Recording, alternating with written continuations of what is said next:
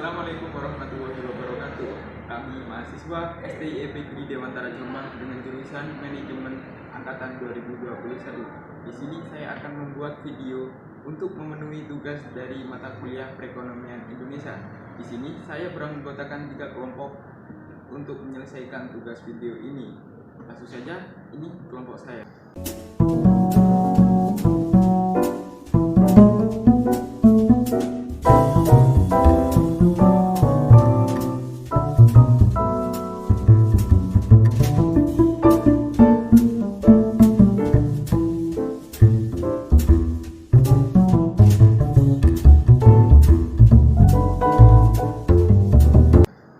Sebelum memasuki inti dari materi yang akan saya presentasikan, di sini akan saya memperkenalkan materinya, yaitu pertumbuhan ekonomi dan perubahan struktur ekonomi. Langsung saja kita akan menyaksikan video dari teman kami. Pertumbuhan ekonomi dan perubahan struktur ekonomi. Apa itu pertumbuhan ekonomi? Pertumbuhan ekonomi merupakan kenaikan output agregat keseluruhan barang jasa dari kegiatan perekonomian atau produk domestik bruto, menjadi indikator untuk melihat kinerja perekonomian di tingkat nasional maupun regional. Perubahan struktur ekonomi merupakan gejala ekonomi yang terjadi dalam perekonomian sebagai akibat pertumbuhan ekonomi yang berpengaruh pada pola konsumsi masyarakat. Proses perubahan struktur perekonomian. Proses ini ditandai dengan yang pertama, prosesnya pangsa sektor primer atau pertanian. Yang kedua, meningkatnya pangsa sektor sekunder atau industri. Dan yang ketiga, pangsa sektor tersier kurang lebih konstan atau jasa. Faktor yang mempengaruhi pertumbuhan ekonomi. Menurut Subandi dalam buku Sistem Ekonomi Indonesia, faktor yang mempengaruhi pertumbuhan ekonomi yang pertama yaitu faktor produksi, faktor investasi, faktor perdagangan luar negeri dan neraca pembayaran, faktor kebijakan moneter dan inflasi, dan yang terakhir ada faktor keuangan negara. Menurut timbunan faktor ekonomi ditentukan oleh ketersediaan dan kualitas faktor produksi. Faktor produksi meliputi SDM, kapital, teknologi, bahan baku, energi, dan yang terakhir ada entrepreneurship. Selanjutnya adalah faktor internal dan eksternal pertumbuhan ekonomi. Faktor eksternal didominasi oleh 2 faktor, yaitu faktor ekonomi dan faktor non-ekonomi. Faktor non-ekonomi yang pertama ada kondisi politik, sosial, dan keamanan. Yang kedua ada PMA dan BMJN. Ketiga ada pelarian modal ke luar negeri. Dan yang keempat ada nilai tukar rupiah. Selanjutnya ada faktor ekonomi. Yang pertama ada buruknya fundamental ekonomi nasional. Yang kedua ada cadangan devisa. Ketiga ada pengeluaran konsumsi. Dan yang keempat ada sektor perbankan dan real. Dan yang terakhir ada hutang luar negeri dari ketergantungan. Selanjutnya adalah sumber-sumber pertumbuhan. Pertumbuhan ekonomi bersumber dari pertumbuhan pada sisi permintaan agregat dan sisi penawaran agregat. Yang pertama ada konsumsi rumah tangga. Yang kedua ada konsumsi pemerintah, yang ketiga ada pengeluaran investasi, dan terakhir ada ekspor neto. Selanjutnya adalah teori-teori pertumbuhan ekonomi. Ada aliran klasik, di sini ada teori dari Adam Smith menjelaskan bahwa pertumbuhan ekonomi bertumbuh pada pertambahan penduduk seperti pertambahan output, dan kedua ada teori David Ricardo.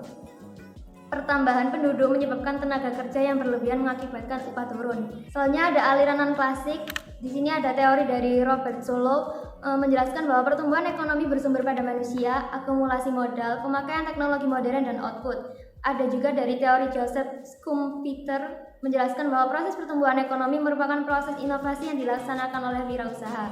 Ada juga dari aliran modern, mereka menjelaskan adanya kualitas SDM dan kemajuan teknologi, ada energi, kewirausahaan, bahan baku, dan material. Analisis empiris pertumbuhan ekonomi.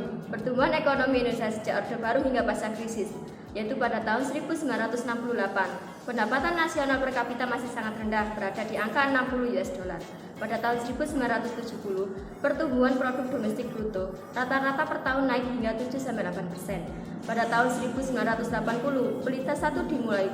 Pendapatan nasional Indonesia per kapita mengalami peningkatan relatif tinggi setiap tahun mencapai 500 US dollar.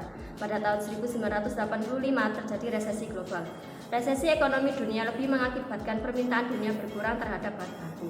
Pada tahun 1998, Klimaks ekonomi, laju pertumbuhan produk domestik bruto jatuh drastis hingga 13,1%. Semua komponen pengeluaran mengalami penurunan pada tahun 2002. Pada tahun 2000 sempat naik mencapai 18%, namun terus-menerus merosot hingga negatif pada tahun 2002. Teori dan analisis empiris perubahan struktur ekonomi menurut Weiss tahun 1988. Pembangunan ekonomi dalam jangka panjang mengikuti pertumbuhan pendapatan nasional, membawa perubahan mendasar dalam struktur ekonomi. Dari ekonomi tradisional dengan pertanian sebagai sektor utama ke ekonomi modern yang didominasi sektor non-primer, khususnya industri manufaktur yang dinamis sebagai mesin utama pertumbuhan ekonomi.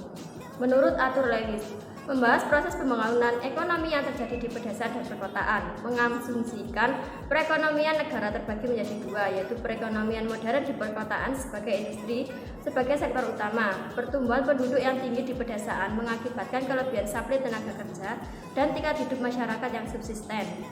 Oversupply tenaga kerja ditandai dengan nilai produk marginal nol dan tingkat upah real yang rendah. Faktor perbedaan perubahan struktur ekonomi yaitu 1. Kondisi dan struktur awal ekonomi dalam negeri, 2. Besarnya pasar dalam negeri, 3. Pola distribusi pendapatan, 4. Karakteristik industrial, 5. Keberadaan sumber daya alam, 6. Kebijakan perdagangan luar negeri.